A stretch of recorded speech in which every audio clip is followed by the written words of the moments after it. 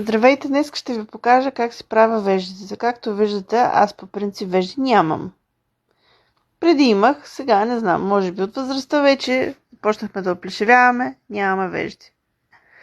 За да си ги направя, използвам на Maybelline Tattoo Brow.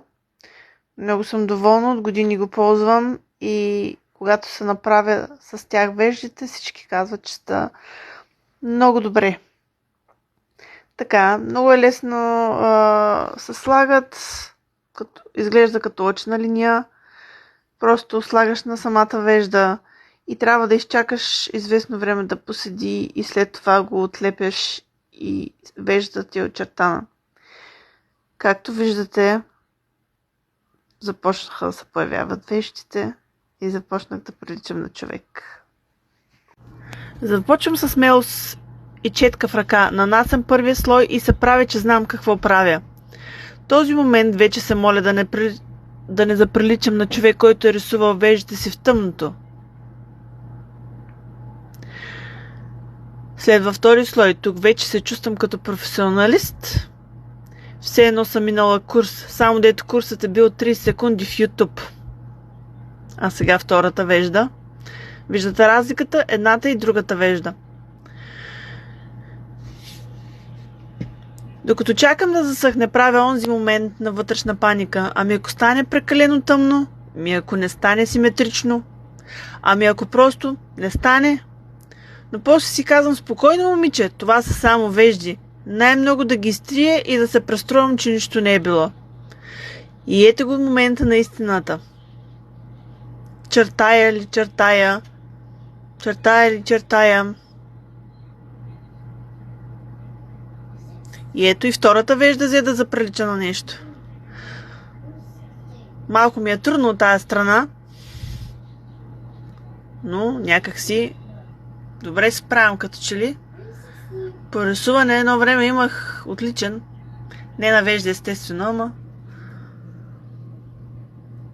И сега след като го нарисуваме, трябва да изчакаме да изсъхне. И момента на истината ще започне, когато ги отлепиме. Дай да подложим още малко. Да не е да сме пропуснали някой час. И двете вежди заприличаха на нещо. Ето, по-близко да ги видите. Едната е малко по-овална, другата малко по-остра. Нищо. Ще стане работата. И ето го моментът на истината. Махам излишното. О, чудо! Имам вежди.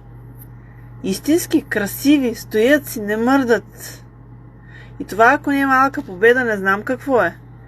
Така че да, това беше моят Tattoo Brow ритуал. Малко хаос, малко смях, малко страх, но накрая резултатът.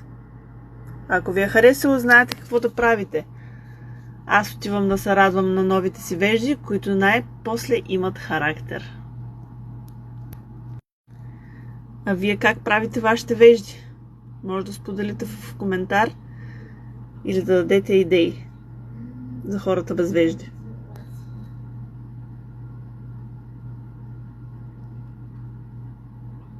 Има още за отлепане. Но като цяло това е. Бързо и лесно. И държат няколко дена. Как ви се струва? Добре. Вече не са безхарактерни вежди.